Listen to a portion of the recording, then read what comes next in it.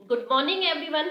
मैं Pallavi Singh RPS academy में आपका हार्दिक स्वागत करती हूँ।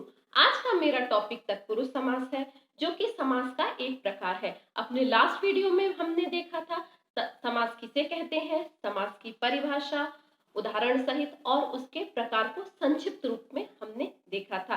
अब आइए डिटेल में तत्पुरुष समास को देखते हैं। तो सबसे पहले हम तत्पुरुष समास की परिभाषा को लिखेंगे। आप भी मेरे साथ साथ लिखिए। वह समास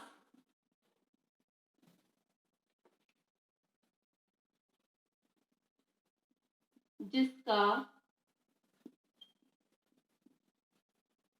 उत्तर पद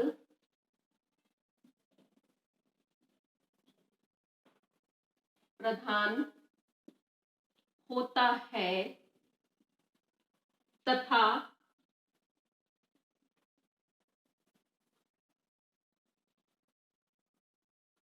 वह समास जिसका उत्तर पद प्रधान होता है तथा समस्त पद में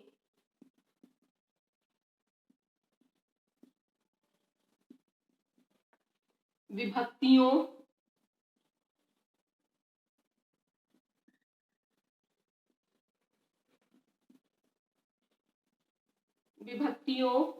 परसर्गों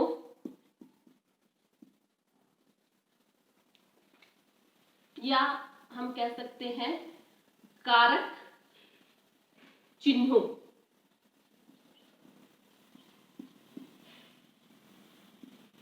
का लोप होता है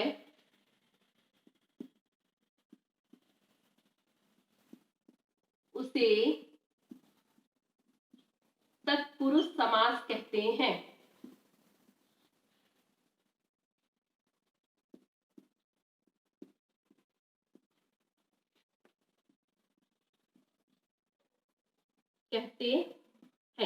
ठीक है, अब एक एक करके इसमें देखेंगे कि इसमें क्या क्या चीजें जरूरी है, मीन्स परिभाषा में क्या क्या चीजें जरूरी है, वो हमारा तत्पुरुष समास होगा।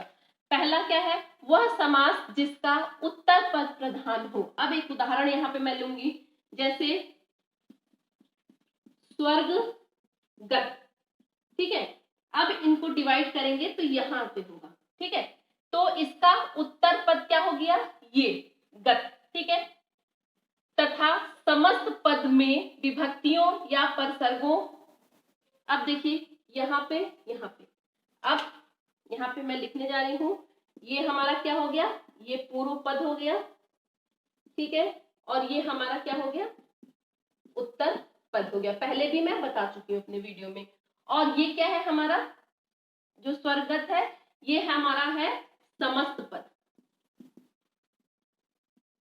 ठीक है, अब इनको जब ब्रेक करते हैं हम स्वर्गत को, तो क्या होगा हमारा, स्वर्ग को गया हुआ, स्वर्ग को गया हुआ, ये हमारा क्या हो गया, ये हमारा हो गया समास विग्रह। ठीक है, इसे हम समास विग्रह करते हैं, मीन्स इसको एक्सप्लेन करके हम लिख रहे हैं। तो ये हमारा समस्त पद है तथा समस्त पद में विभक्तियों अब क्या हो गया, ये जो है हमारा को जो है ये विभक्ति है, और परसर्ग भी इसी को बोलते हैं, या कारक चिन्हों। अब कारक चिन्ह भी हमारा यही है, का लोप होता है। अब इसमें आप देख रहे हैं स्वर्गत में कि इसमें हमारा कारक चिन्ह का लोप है। ठीक है, समस्त पद में क्या है, कारक चिन्ह का लोप है, तो उसे तत्पुरुष समास कहते हैं। तो क्या क्या चीजें हमारी इसमें, दो चीजें निकल कर आई। पहला तो क्या, उत्तर पद प्रधान होना चाहिए, और दूसरा क्या है कि विभक्तियों और परसर्गों में कारक चिन्हों का लोप होना चाहिए। तो ये हमारा क्या हो गया, तत्पुरुष समास हो गया। अब आइए इसके प्रकार को देखते हैं।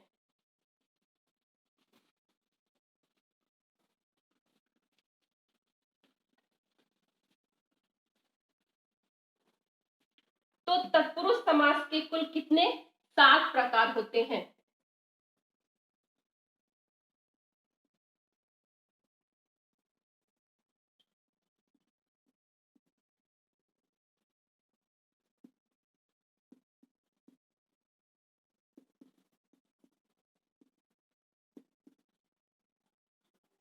प्रकार। कुल कितने प्रकार होते हैं तत्पुरुष समास के? तो हमारे 7 प्रकार होते हैं। कौन कौन से आइए देख लेते हैं। पहला होता है कर्म तत्पुरुष समास।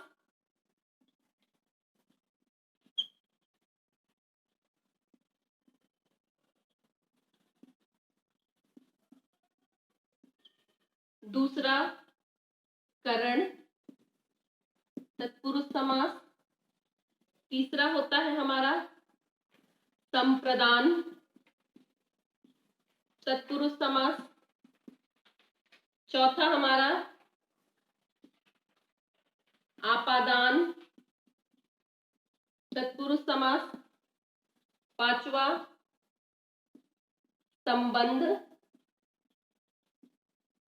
तत्पुरुष समास। छठा हमारा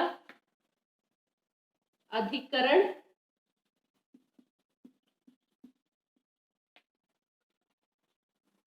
तत्पुरुष समास। और सातवां हमारा है न्य तत्पुरुष समास। ठीक है, ये हमारे कुल 7 प्रकार हो गए न्य तत्पुरुष समास।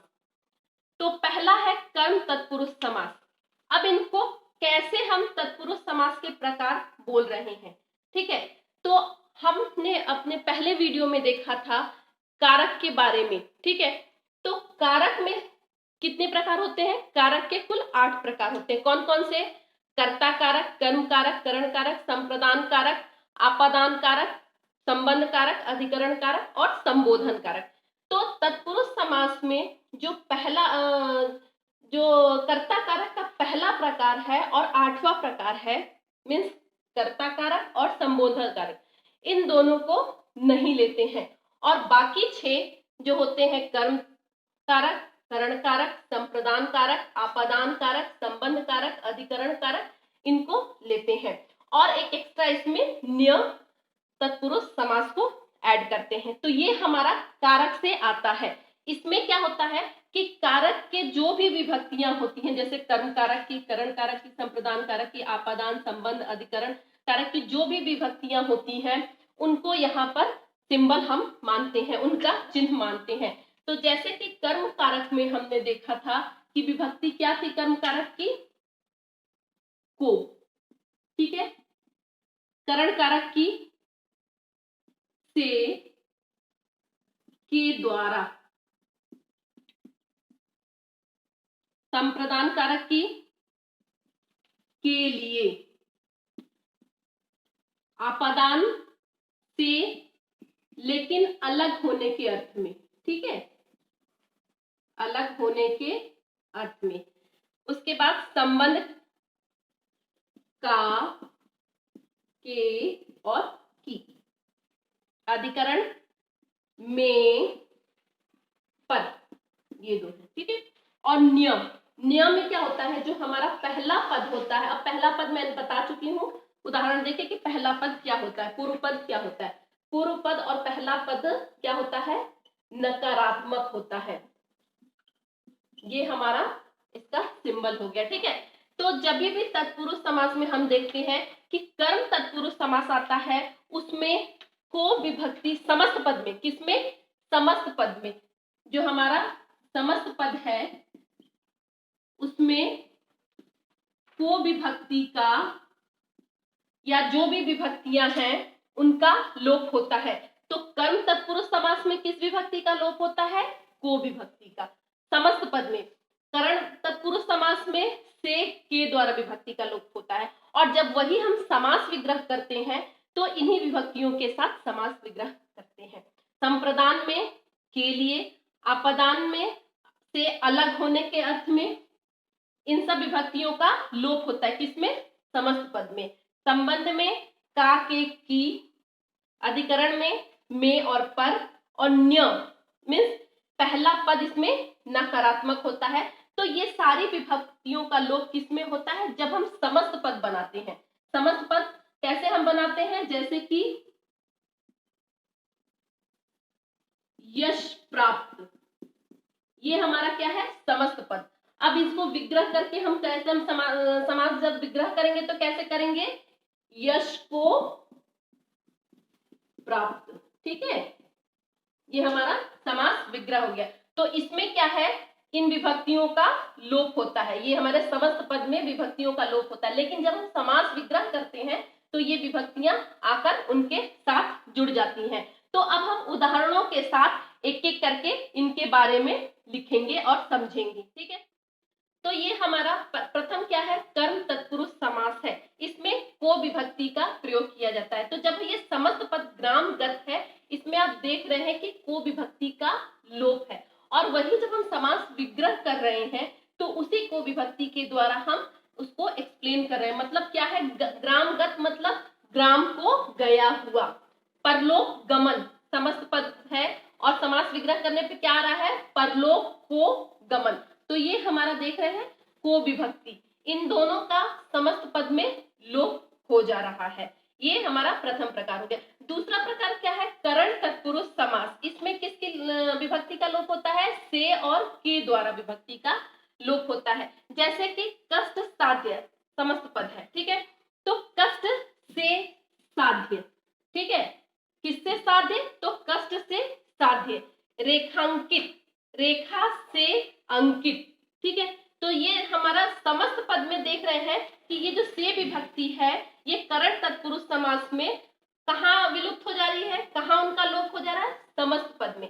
लेकिन वही एक्सप्लेन करने के लिए समास विग्रह में क्या आ जा रहा है, वो आकर जुड़ जा रही है। तो तीसरा हमारा क्या है, संप्रदान तत्पुरुष समास। इसमें क्या होता है, विभक्ति क्या है, के लिए, किसके लिए, तो ये के लिए है। जैसे कि हथकड़ी, अब किसके लिए कड़ी जब हम बोलेंगे तो आएगा हमारा हाथ के लिए कड़ी, तो ये के लिए विभक्ति है, ठीक है। दूसरा है राह खच, राह के लिए खच। तो ये देख रहे हैं समस्त पद में आप बनाते समय क्या हो रहा है कि इन्हीं विभक्तियों का लोप हो रहा है और समास विग्रह करते समय उन्हीं विभक्तियों के द्वारा हम उस समस्त पद को एक्सप्लेन कर रहे हैं। तो चौथा हमारा क्या है, आपादान तत्पुरुष समास। इसकी विभक्ति क्या है, से विभक्ति है। लेकिन ये से विभक्ति और इस से विभक्ति में हमारा अंतर है। इसमें क्या है, काम उसके द्वारा हो रहा है, से हो रहा है, ठीक है। लेकिन यहाँ पे क्या है, यहाँ पर एक से दूसरी चीज अलग हो रही है, पाप मुक्त, तो पाप से मुक्त हो रहा है, अलग हो रहा है। गुण से हीन, गुणहीन, गुण से हीन, तो एक चीज से दूसरी चीज अलग हो रही है।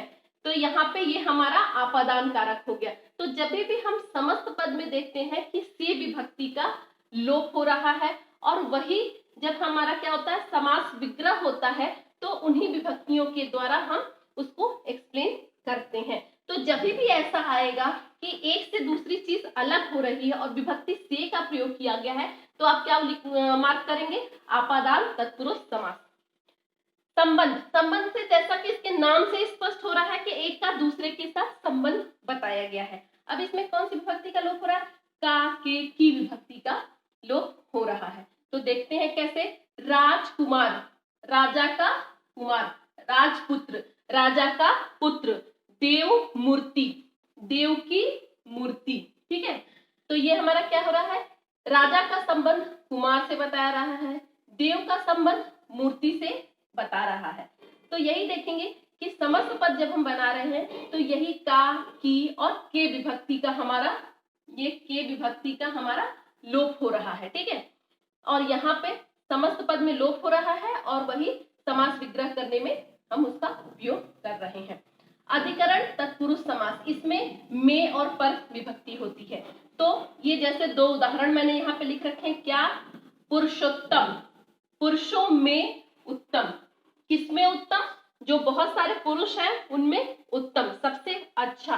तो यहाँ पे में विभक्ति का प्रयोग हो रहा है। आत्मविश्वास, आत्म पर विश्वास मतलब खुद पे विश्वास, सेल्फ कॉन्फिडेंस, तो ये हमारा पर विभक्ति इसमें प्रयोग किया जा रहा है। तो यहाँ पर देखिए, यहाँ पे वही चीज फिर से दोहराई गई है कि जब भी समस्त पद है उसमें विभक्ति का लोप हो रहा है और समास विग्रह करने पर उसी विभक्ति का प्रयोग किया जा रहा है। तो जब भी ऐसा आएगा में और पर विभक्ति आपको दिखेगी तो और उनके द्वारा एक्सप्लेन किया जाएगा तो आप इजिली आइडेंटिफाई कर पाएंगे कि ये अधिकरण तत्पुरुष समास है।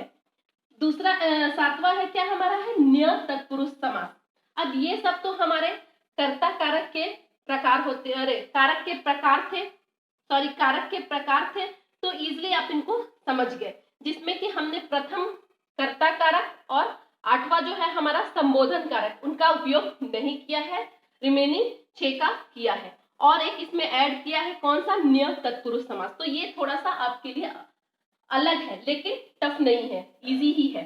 क्या है, न्य तत्पुरुष समास। इसमें क्या होता है कि ये जो पहला पद होता है हमारा,